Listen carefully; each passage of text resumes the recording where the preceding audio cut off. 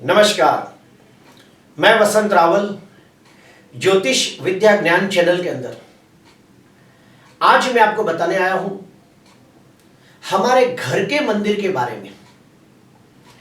Total आपको मैं 25 नियम बताता हूं और ये 25 नियमों को अगर आप फॉलो अप करते हैं तो ईश्वर की कृपा आपके पर निश्चित होगी, देवी देवताओं की कृपा आप पर होगी और अगर कहीं कोई गलती होगी तो आप उसे सुधार सकते हो। तो आइए जानते हैं सबसे पहला नियम। आपके घर के ईशान्य कोण के अंदर आपको आपके घर का मंदिर रखना चाहिए और अगर आप घर के मंदिर को मार्बल का बनाते हो तो बहुत ही अच्छा माना जाएगा। जो लोग मार्बल का मंदिर नहीं रख सकते वो लोग लकड़े का मंदिर भी रख सकते हैं, लेकिन याद रखना लकड़े के मंदिर को कभी भी 2 या 4 खिल्लों पे नहीं टंगाना चाहिए। कोई भी मार्बल का या ग्रेनाइट का प्लेटफॉर्म बनाना चाहिए, उसके पर आपको मंदिर की स्थापना करनी चाहिए। मंदिर को कभी भी खिल्लों पे लटकाना नहीं चाहिए। फिर आगे बढ़ते हैं, मंदिर को कितनी ऊंचाई पे रखा जाए तो उसके 3 नियम हैं। पहला नियम, जो लोग जमीन पे बैठ के पूजा करते हैं उसका नियम क्या है, सुन लीजिए। जब आप पलोठी मार के बैठते हो तो आपकी नाभि से 2 इंच ऊपर आपके घर के मंदिर के अंदर भगवानों की स्थापना करनी चाहिए, अर्थात जमीन से 11 इंच ऊपर मंदिर होना चाहिए। दूसरा नियम, जो लोग कुर्सी में बैठ के पूजा करते हैं, जो लोग स्टूल पे बैठ के पूजा करते हैं, उनको अपने हृदय से 2 इंच ऊपर भगवानों की स्थापना करनी चाहिए।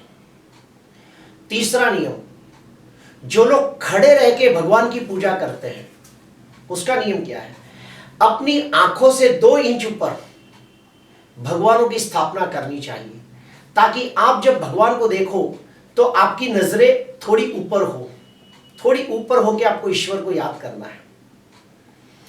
अभी हम आते हैं मंदिर के अंदर। जब आप भगवान को स्थापित करते हो तो कौन से भगवान को कहां रखना चाहिए, दिया कहां रखना चाहिए, अगरबत्ती कहां रखनी चाहिए, गणपति कहां रखने चाहिए, वो सब मैं बताने जा रहा हूं। ध्यान से सुनना और नोट डाउन करना। बरोबर बीच में, आपके मंदिर के बरोबर बीच में थोड़े से अपने तरफ आगे की तरफ आपको गणेश जी को स्थापित करना है। आपके राइट हैंड साइड पे आपको दिया जलाना है, आपके लेफ्ट हैंड साइड पे आपको अगरबत्ती जलानी है या फिर धूप जलाना है। धूप जलाना ज्यादा बेटर है। गणपति के ठीक पीछे आप हमारे पालनहार के कोई भी स्वरूप को स्थापित कर सकते हैं। हमारे पालनहार के करीबन 12 से 14 स्वरूप है, जैसे कि लक्ष्मी नारायण, राम सीता, राधा कृष्ण, विठोबा रुक्मणी। कोई भी एक स्वरूप को आप यहाँ पे रख सकते हो, फोटो के स्वरूप में रख सकते हो। अगर फोटो न हो तो आप एक तांबे का कलश, उसके अंदर 5 आंबे के पत्ते, उसके ऊपर स्वस्तिक बना हुआ नारियल, लोटे के अंदर 100 रुपए डाल के आप लक्ष्मी नारायण को आप कलश के स्वरूप में भी यहाँ पे रख सकते हो। अगर आपके घर में कोई छोटा सा स्फटिक श्री यंत्र है तो आप यहाँ पे लक्ष्मी नारायण के आगे एक वाटी में पानी भर के उस स्फटिक यंत्र को उसमें रख सकते हो। अगर आपके घर में शंख हो तो शंख में पानी भर के आप लक्ष्मी नारायण के आगे रख सकते हो। उसके बाद हम सबके इष्ट देव शंकर भगवान, आप उनकी फैमिली के साथ फोटो यहाँ पे रख सकते हो, या फिर अगर आपके घर में शिवलिंग हो तो आप शिवलिंग को भी इस दिशा में रख सकते हो। उसके ठीक नीचे, शिव जी के ठीक नीचे आप अपने आराध्य देवत को रख सकते हो। आराध्य देवत का मतलब क्या है, जिसकी आप आराधना करते हो, जिसकी आप उपासना करते हो। जैसे कि एग्जांपल देता हूं, कोई हनुमान जी की पूजा करता हो तो हनुमान जी को यहाँ रखे, कोई गायत्री माता को सिद्ध किया हो तो गायत्री माता का फोटो यहाँ पे रखे, कोई जैसे कि काली माता की पूजा कर रहा हो तो उनको यहाँ पे रखना चाहिए।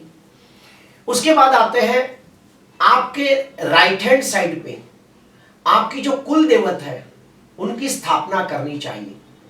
और कुल देवत के नीचे अगर आपके पास कोई स्थान देवत हो, ग्राम देवत हो, उनकी आप स्थापना कर सकते हो। मेरे 25 साल के अनुभव से मैं कह सकता हूं कि मंदिर के अंदर आप कम से कम 5 भगवानों की स्थापना करें, या फिर ज्यादा में ज्यादा 7 भगवानों की स्थापना करें। उससे ज्यादा भगवानों की स्थापना न करें वो बेहतर है। और अगर करते हो तो उनको नियमित स्नान करना चाहिए, उनका पूजा पाठ करना चाहिए, उनके मंत्र जाप करना चाहिए, उनको नैवेद्य चढ़ाना चाहिए। अब ये 7 भगवान कौन से हैं देख लीजिए। सबसे पहला अग्निदेव, दूसरा है गणपति, तीसरे हैं हमारे पालनहार, चौथे नंबर पे हमारे इष्ट देव, 5वें नंबर पे हमारे आराध्य देवत, 6वें नंबर पे हमारी कुल देवत और 7वें नंबर पे हमारे ग्राम देवत या स्थान देवत। इस प्रकार से 5 या 7 भगवानों की स्थापना आप मंदिर में कर सकते हो। उसके बाद मंदिर के और कौन से नियम है वो भी सुनिए ध्यान से। मंदिर के ऊपर कोई कलश नहीं होना चाहिए। अगर कलश हो तो उसे निकाल देना। मंदिर के ऊपर कोई ध्वजा नहीं होनी चाहिए, कोई झंडा नहीं होना चाहिए। अगर ध्वजा हो तो उसे निकाल देना, क्योंकि उसके नियम बहुत कड़क होते हैं। मंदिर के ऊपर के हिस्से में कोई भी सामान ना रखे, कोई भी बेफिजूल की चीजें ना रखे। उसके बाद मंदिर के प्लेटफॉर्म के ऊपर आपको रेशमी कपड़ा बिछाना है या वेलवेट का कपड़ा बिछाना है और उसके ऊपर भगवानों की स्थापना करनी है। उसके बाद कोई भी भगवान की 2 मूर्तियां न रखे, कोई भी भगवान के 2 फोटो ना रखे। उसके बाद आगे बढ़ते हैं। भगवान की कोई भी मूर्ति खोखली नहीं होनी चाहिए, वो मूर्ति बोल्ड होनी चाहिए, भरी हुई मूर्ति होनी चाहिए। कोई भी मूर्ति खंडित नहीं होनी चाहिए। अगर कोई भी मूर्ति खंडित है तो उसका विसर्जन करना चाहिए और उसकी जगह पे दूसरी मूर्ति की प्राण प्रतिष्ठा करनी चाहिए। उसके बाद आगे बढ़ते हैं। बने तब तक आप मंदिर के अंदर अगरबत्ती न जलाएं, बल्कि धूप जलाएं। क्यों? क्योंकि अगरबत्ती के अंदर बांस की लकड़ियों का इस्तेमाल होता है और बांस की लकड़ियों को पूजा के अंदर निषिद्ध माना गया है। बांस की लकड़ियों का उपयोग होता है, कोई मर जाता है तो उसका इस्तेमाल होता है। तो पूजा घर के अंदर बांस की लकड़ियों का इस्तेमाल नहीं करना चाहिए, अर्थात अगरबत्ती नहीं जलानी चाहिए, बल्कि धूप जलाना चाहिए, या फिर आप अत्तर छिड़क सकते हो। उसके बाद मंदिर के अंदर गलती से भी हमारे पूर्वजों का फोटो नहीं रखना चाहिए, अर्थात हमारे दादा दादी, हमारे नाना नानी, हमारे माता पिता जिनका डेथ हो चुका है, उन लोगों का फोटो हमारे घर के मंदिर के अंदर गलती से भी ना रखें। उसके बाद आगे बढ़ते हैं। अगर आपके घर में मंदिर है तो मंदिर को सीढ़ी के नीचे नहीं रखना चाहिए। काफी लोग स्टेयरकेस के नीचे, मंदिर सीढ़ी के नीचे भगवान का मंदिर बनाते हैं, तो बहुत दोष लगता है, भगवान कोपित होते हैं।